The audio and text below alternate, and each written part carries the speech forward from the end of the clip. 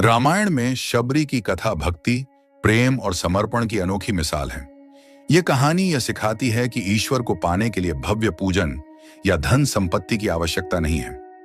केवल सच्ची भक्ति और निर्मल हृदय से ही ईश्वर को पाया जा सकता है।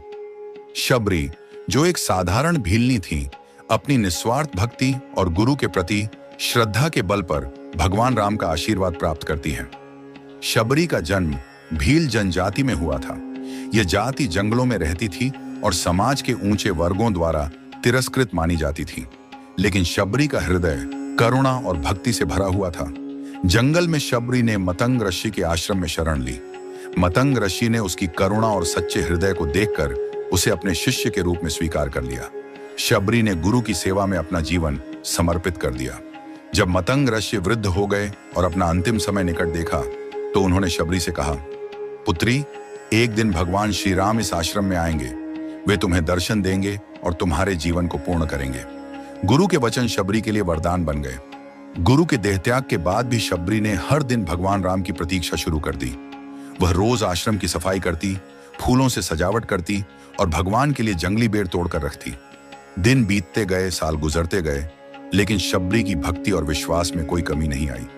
वह हर दिन यही सोचती कि आज भगवान राम आएंगे। शबरी अपने हाथों से बेर चुनती और उन्हें छक कर देखती कि वे मीठे हैं या नहीं।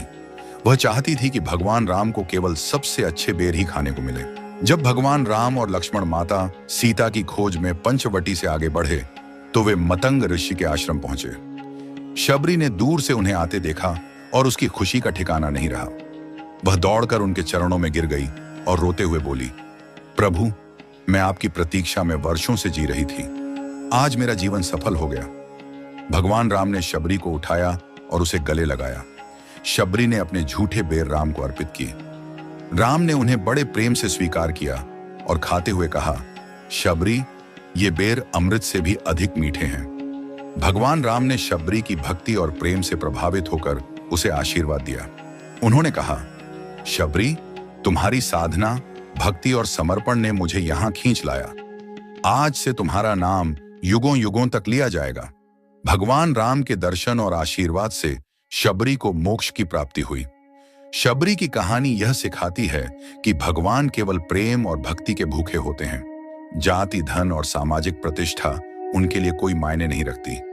इस कथा से यह भी प्रेरणा मिलती है कि सच्चा प्रेम और समर्पण सभी बाधाओं को पार कर सकता है।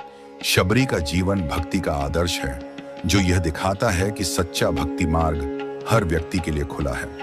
शबरी की यह कथा रामायण के अनमोल प्रसंगों में से एक है। यह हमें यह समझने में मदद करती है कि ईश्वर को प्राप्त करने के लिए केवल सच्चे हृदय और निस्वार्थ भक्ति की आवश्यकता है। शबरी की प्रतीक्षा और भगवान राम के प्रति उनकी निष्ठा हर भक्त को अपने जीवन में प्रेरणा देती है।